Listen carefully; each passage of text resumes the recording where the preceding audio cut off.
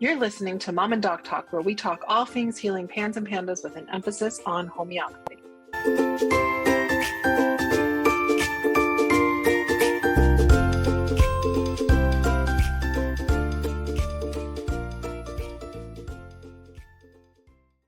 Hi, it's Jody, the mom of the Mom and Doc Talk podcast. We're taking a short pause this summer to enjoy our families and hope you're doing the same. In the meantime, we wanted to give you guys the opportunity to catch up on any episodes that you might have missed or take a break. We know you need a break. You deserve a break. Here's a rebroadcast of one of our most popular episodes. We hope you enjoy it. And this is Mom and Doc Talk, where we talk all things healing pans and pandas with a special emphasis on homeopathy. And today we're going to hear mostly from Jody because we are talking about pans and school. So I'm hoping that Jody can reach way back into her recollection because her kiddos are doing really well and not needing as many accommodations anymore. But I'm hoping she can reach back into her recollection and share with us some of the things that she had to do to help her daughter navigate school while she was still healing from pans. Yeah, what you got for us, Jody? I feel like we had a lot of things that kind of revolved around school. I think one of the earliest ones that I started to notice was Avery having problems with friends. And then she started to do school refusal, which was wild for her because she had always loved school so much. She loved interacting with people. And so it was really confusing, and her refusal kind of had to do with OCD. It kind of had to do with separation anxiety. So there was like a bunch of different flavors of how things were going for her as things progressed and Avery continued to get worse. We started to see more, oh gosh, I don't even know what the word I'm looking for. So it started with her handwriting started to get worse. And then she was struggling with math, and then her reading got worse. And then I think all of this stuff combined just was such a hit to her self-esteem. And so much of her self-esteem problems were wrapped into, and it was like everything was just in this ball of like craziness in our lives.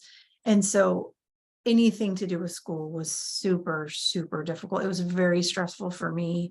It was very stressful for her. School was a nightmare for a while. Yeah. So a lot of parents who are dealing with pans have the hard decision to make to pull their kiddo out of school, because one of the early signs of pans is the separation anxiety that can lead to school refusal. And then also a lot of behavioral things that come from that cognitive regression that Jody just mentioned.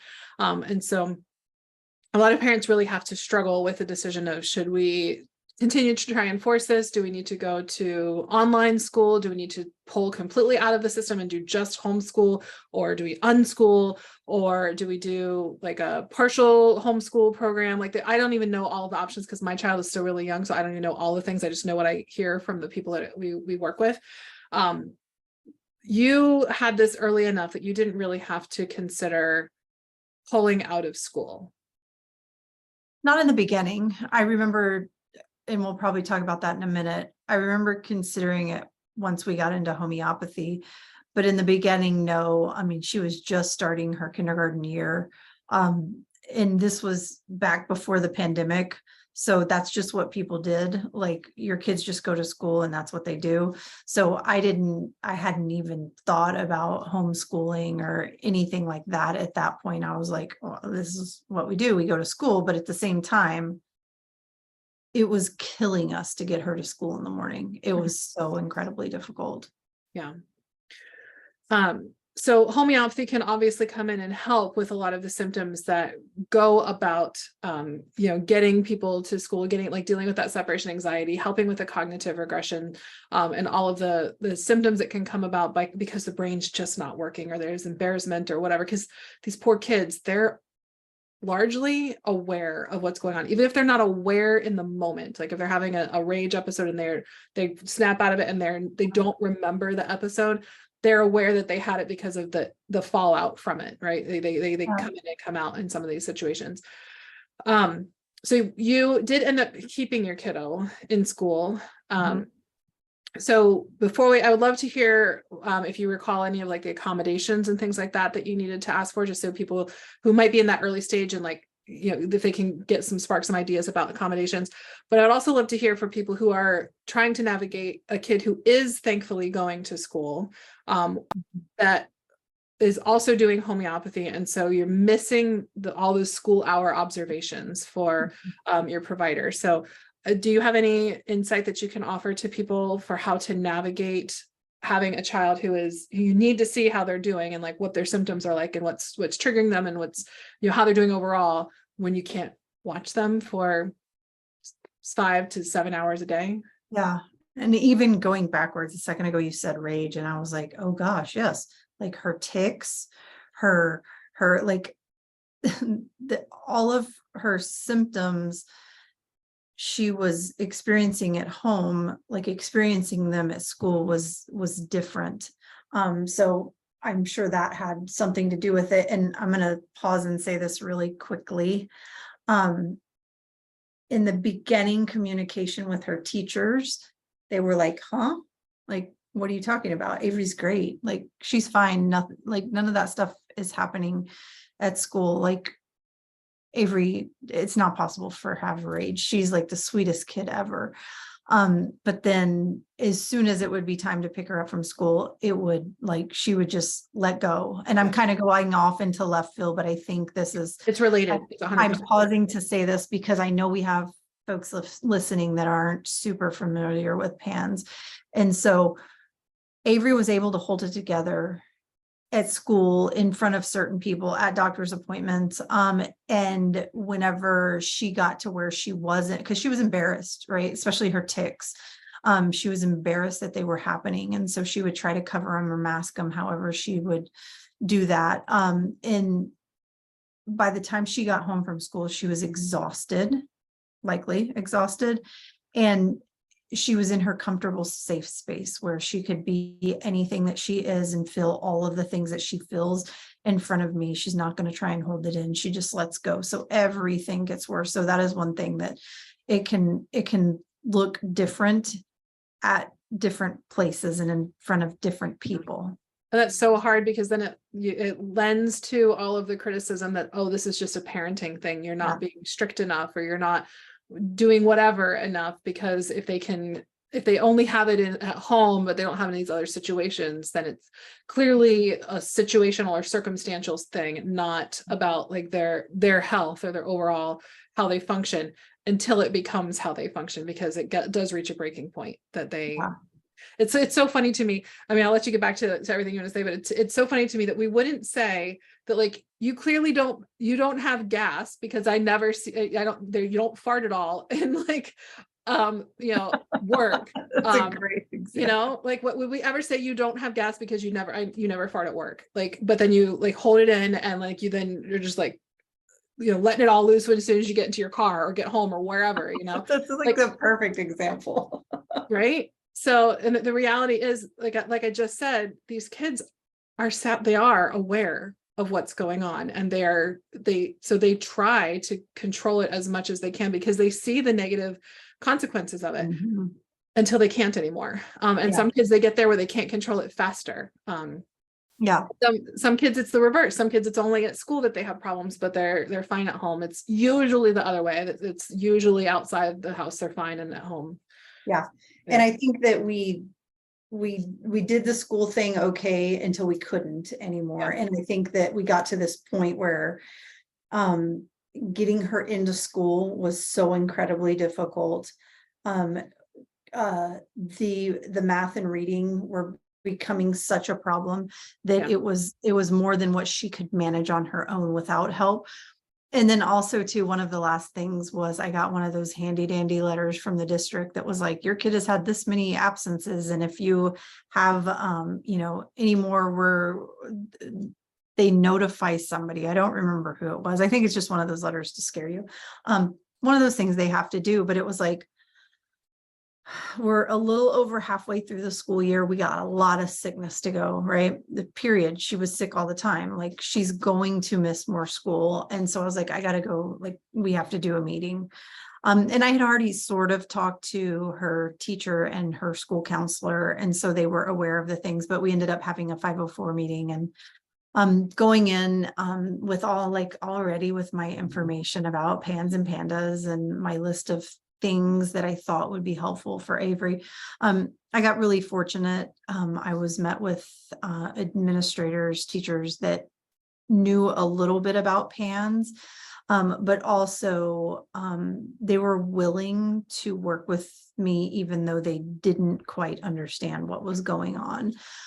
So like the counselor was willing to, we wrote up like a plan of action to get her in the building. And it was actually something that she ended up really liking. We made a safe space for her at school. Whenever she was having rage issues, if she ever felt scared, or if you felt, you know, over top angry, she was able to go to this space. And then accommodations as far as her math and writing and reading, because she was doing all of those things so slowly, and some stuff around tests. And then of course that her having the ability to have more absences for illnesses. And then I think one of the ones was letting me know if strep was going around the class, because that was such a big deal. And so the districts have to do accommodations, but man, there's so many pans. I got super, super lucky. There are so many families that are not that lucky, and schools don't. And I've seen the education spread through advocacy and more families experiencing this. But some families, this is just on top of pans. It's a really, really awful fight. And then also you're trying to help your child go through this on a daily basis. So it's just so much more difficult when you have those external things. I understand why. And it's why eventually I was like, okay, our lives would be so much easier if we didn't have to deal with school. If we could figure out another way to do school. And it's tough. It's really tough with some school districts. Yeah. So just a couple of resources for you guys to take a look at that might be useful. So Jody and I did a video a while ago that is available on our YouTube channel. I'll put a link to it in the show notes, that is geared toward educators and people who are supports for families going through PANS, to help give you, it's about 25 minutes long. So it's not the shortest thing, but it's to give people a lot of background information about what PANS and PANDAS is, so that you can go in with some information beyond just like a piece of paper. And that also then talks about how it affects families and types of accommodations that have been found to be really useful. As well as ways to communicate clearly with families. And so that could be something that would be useful for you to check out for your own reference, because there's probably things in there. It's a while ago that we recorded it, and I honestly don't remember all of the details, but I think that there's probably things that we touched on there because you were closer to having to deal with the education component when we recorded that. But it's also, again, geared toward people who are not familiar with PANS and PANDAS, and giving them like a taste of what it's like. And we've gotten really great feedback that it's been very helpful in a lot of meetings, because you do have the chance, not as strong as it used to be, but still better than average chance that you're going to be talking to people who don't know anything about PANS or PANDAS, or that might have even already heard about it, but have their own skepticism or fixed beliefs about it that are not going to be in your favor. There's another video that is only available to members of our Facebook group, Homeopathy for Pans and Pandas, that was done by a PANS mom who also happens to work in the schools, where she gave some really useful information about like how to navigate getting some supports and some accommodations and everything, so that you can check that out if you are a member of the Facebook group. The only other thing I think I really want to make sure we touch on today, Jody, is the shifts that we see with homeopathy, in particular the cognitive regressions, and the fact that like a lot of these kids, they fall behind, and parents are so worried because they either, have to change the way that they school, or just completely accept, because like some kids won't even do homeschool, like they just can't do it. And so their parents are get really concerned about, how are we ever going to get back into this, or how are we ever going to catch up? And I have yet to see somebody who doesn't get back into school and doesn't catch up eventually.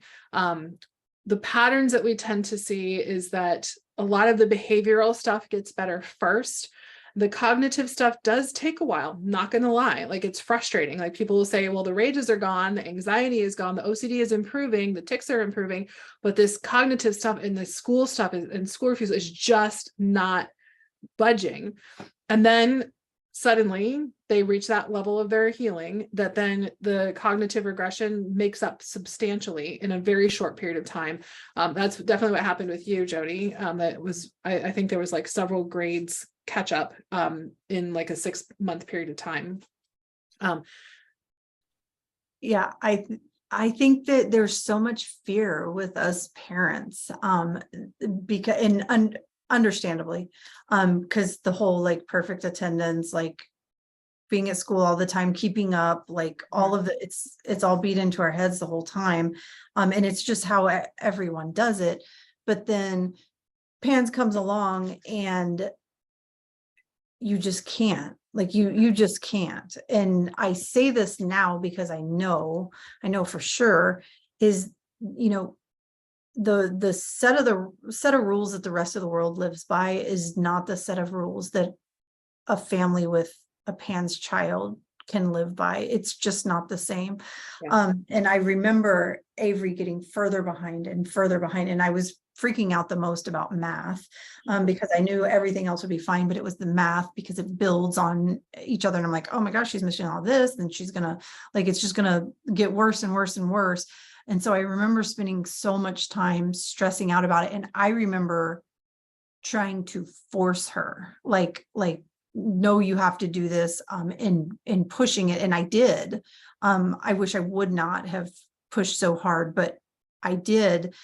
And I feel like the cognitive stuff with Avery lasted a long time. It lasted almost till the end. Mostly the confidence stuff was what we were working on at the end, but some of that cognitive stuff was tough. But man, when it came back, it like full on came back. And math was one of the last ones. And I know you tell this story all the time. I should actually let you tell it. You tell the story. No, you tell it. It's your story. So she struggled so much, like getting poor grades, not turning stuff in, just schoolwork was a nightmare. And like within a matter of, I don't even remember how long it was like a 4-month period, where she had improved. And that's when everything started to stretch out and get longer and longer. And then like all of a sudden her like math skills just went and took off. And it was like all that stuff that she had missed, it was like in a 4-month period, she was completely caught up. And not only caught up, but it seems like she was performing above grade level. And that was, her writing was fine and her reading was well above grade level once it all got good. And then math started to go above grade level. And then like 2 months after that, I got a letter sent home saying that they wanted to test her for gifted and talented. Yep. I was like, whoa, like whoever sent that letter has no idea what what's been going on in her world. That's how quickly she caught up with everything. And it was like none of it had ever, like none of the struggle, there was no evidence of the struggle that she had. Yeah. And you'll see it posted throughout the Facebook group, like regularly, where people are sharing the victories coming from school between just kids who couldn't sit still, couldn't, keep their hands to themselves, had lots of stuff where they were getting in trouble, having all these accommodations that even with removing accommodations and getting off of IEPs, getting off of 504 plans, that they are, that they're thriving and getting these messages from teachers that they're doing well, people posting like report cards of how great people are doing. Somebody just recently posting, somebody who like a kiddo who was years behind in school, much like Avery, now being tested for a gifted and talented program. So it's something that kids can overcome. I personally, when I had a big flare of what I now recognize was likely PANS, had a really bad regression and went from reading comprehension, was like what the smart kid in the class, that everything was easy, to suddenly my teacher was giving me like bringing up issues with my reading comprehension specifically, and like moving me down in like reading groups, and like getting it was really, really hard on my attention. And now I recovered, and I'm a fully functioning adult with a mostly functioning brain, and a big reader, and I think I understand all the things I'm reading, but I'm not being tested on them, so we don't know for sure. But it absolutely can happen. And so one other thing that people will see sometimes with the healing trajectory as it relates to school, and this is also relates to how it relates to like personal life too, and we'll talk about like personal and interactions and relationships in a future episode.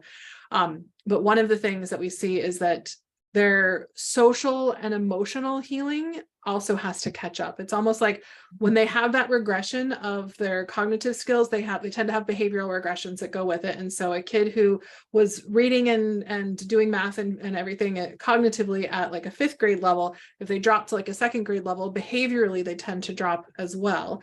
And they have to do some catching up. So it's like, just like you have to catch up and learn all of the things sequentially in math to be able to understand the later concepts, there's behavioral stages that people have to like go through and catch up with as well. And so we can see kids that are doing a lot better and like having fewer and fewer and fewer PANS symptoms, fewer and fewer flares, and catching up, but they still are having some behavioral things that just aren't quite there yet.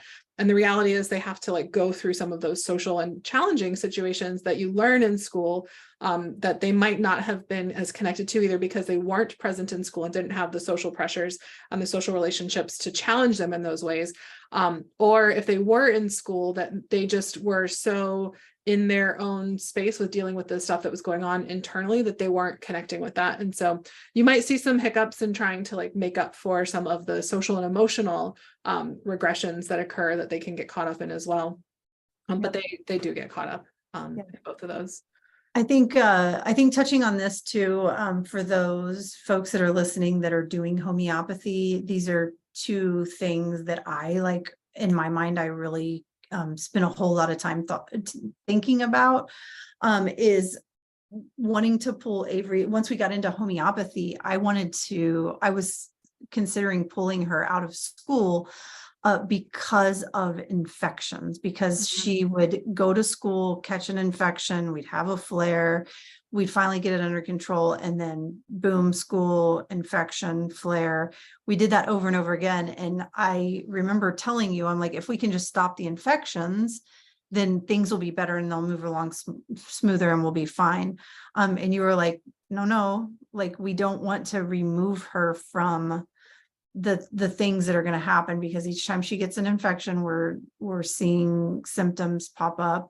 And that's like, she's got to heal in this world, right? We can't put her in a bubble and expect to, fully heal her. And for Avery, I left her in school because the social part of it is for her, very important.